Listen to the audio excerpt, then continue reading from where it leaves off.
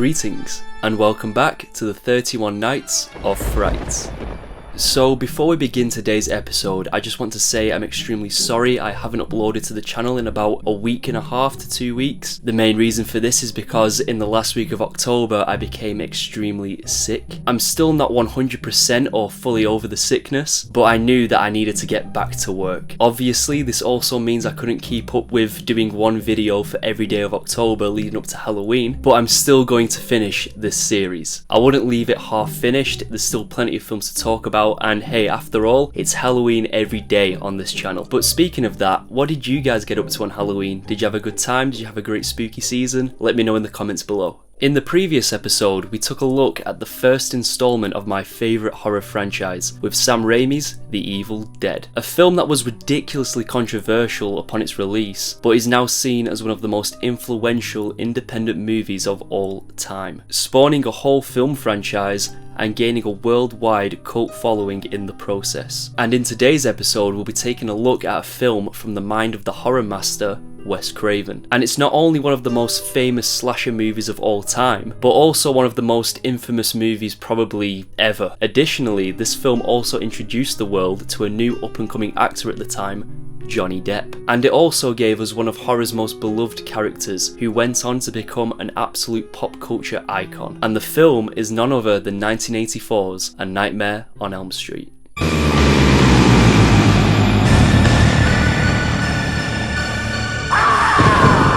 Now, I don't believe that this film needs much of an introduction, but the story follows Nancy Thompson, played here by Heather Langenkamp, and her friends, Tina, played by Amanda Wyss, Rod, played by 𝙤𝙍𝙎𝙬 Garcia, and Nancy's boyfriend Glenn, played by a then unknown Johnny Depp, in his debut film role. This group of teenagers live on Elm Street, a neighbourhood in the town of Springwood, Ohio, and they're all having intense nightmares, in which they are terrorised by a disfigured man in a striped sweater and a dirty old hat, who wears a claw-like razor glove fashioned from the blades of knives. At first, it seems like a creepy coincidence, until the teens are killed off one by one in their sleep by the malevolent dream demon. After discovering the haunting truth behind what is happening, and identifying the demon as the child murderer, Freddy Krueger, it's up to Nancy to bring Freddy's reign of terror to an end. So where do I begin to talk about A Nightmare on Elm Street? It's easily one of the most beloved horror films and horror franchises in the entire genre, and that's for a good reason. First of all, the whole premise of the film is so unique but ridiculously creative. The idea of something or someone coming for you in your dreams and murdering you is terrifying. We can avoid going into the woods at night or entering that old spooky house, but it's inevitable that eventually you have to go to sleep. Wes Craven got the initial idea for A Nightmare on Elm Street after reading a number of articles in the LA Times in the 70s. These articles were about refugees who, after fleeing to the United States due to the Vietnam War, began having many disturbing nightmares in which many of them actually died during their sleep.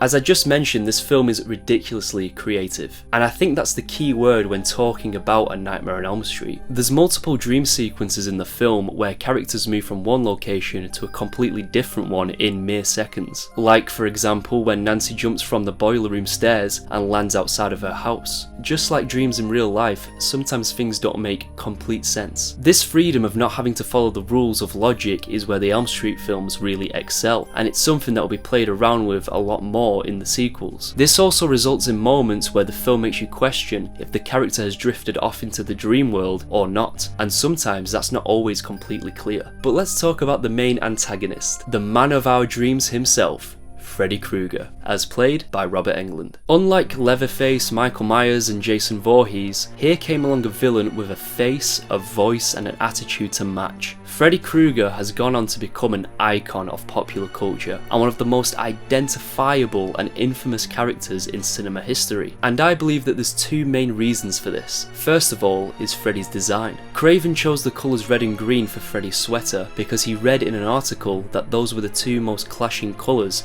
to the human eye. Additionally, Craven was having trouble deciding what Krueger's weapon of choice should be. He decided that it wasn't going to be a knife, as that was way too common, and at one point was considering a sickle. That is until he saw his pet cat stretch out its claws, and that was his light bulb moment. Mixing all these elements together with Freddy's appearance of being burnt resulted in one of the most unique and recognisable character designs of all time. And then of course, there's Robert Englund. Initially, Wes Craven imagined Freddy to be a much more hulking and imposing man. In fact, 𝘼𝙍𝙍𝙊𝙀, who is the actor most associated with the role of Freddy's adversary, Jason Voorhees, was in talks with Craven over the role. But all of that changed when Craven met Robert Englund. When Robert auditioned for the role, he darkened his eyelids with cigarette ash, slicked back his hair, and acted very weasel-like. Craven said that Englund impressed him with his willingness to go to dark places, and that Robert really understood the character of Freddy. While filming the movie, Robert would try and garner as much hate as he could for the rest of his cast due to their youthful good looks. And honestly, I don't think anyone can play the role of Freddy Krueger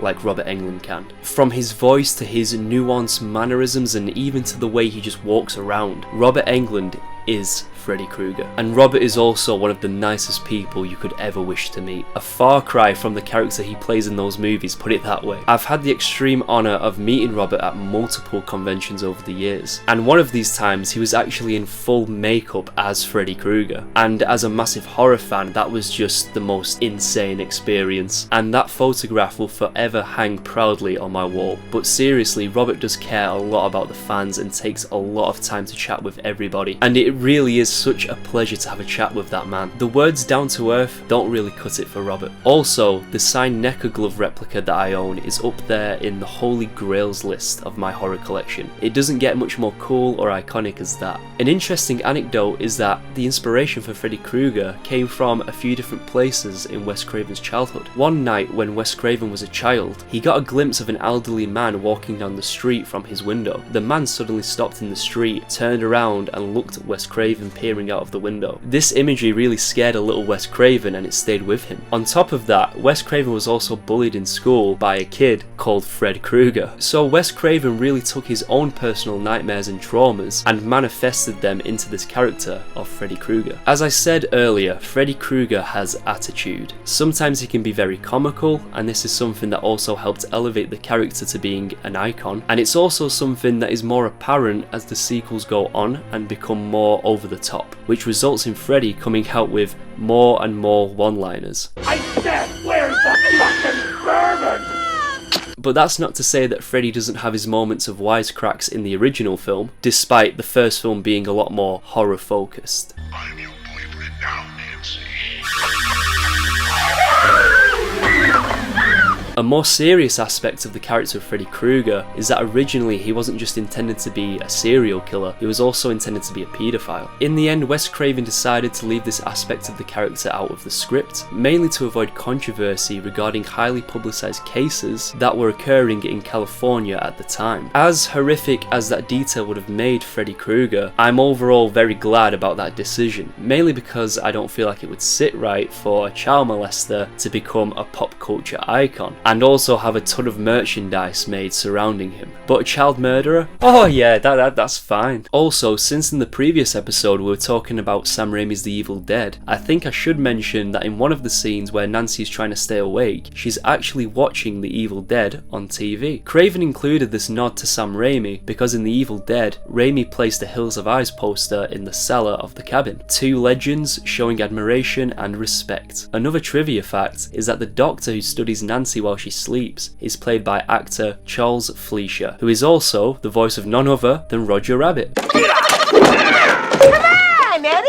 Sense of humour! All of the cast in the movie do an absolutely tremendous job, and I've had the great pleasure of meeting quite a lot of them over the years. All of them are extremely lovely people, especially Ronnie Blakely. I met her at Texas Frightmare weekend and she remembered me and my name over the entire weekend, and we bumped into each other many times and we kind of bonded because, like me, she also plays the piano. The only person I'm really missing to meet now is Johnny Depp, but I don't see that happening anytime soon. John Saxon, who many of you may know from from 1973's Enter the Dragon, as well as a few giallo horror movies including 𝙑𝙬𝙎𝙎𝙎 𝘍𝙬𝙎 from 1982, is here in the role of Nancy's father, Donald Thompson, and he is brilliant in the role. In the sequel, and also my personal favourite film from the Nightmare franchise, Nightmare on Elm Street Part 3, The Dream Warriors, Saxon reprises his role along with 𝘎𝙬𝙎𝙎𝙎 as Nancy. Upon its release, A Nightmare on Elm Street was a massive commercial success and made a whopping $57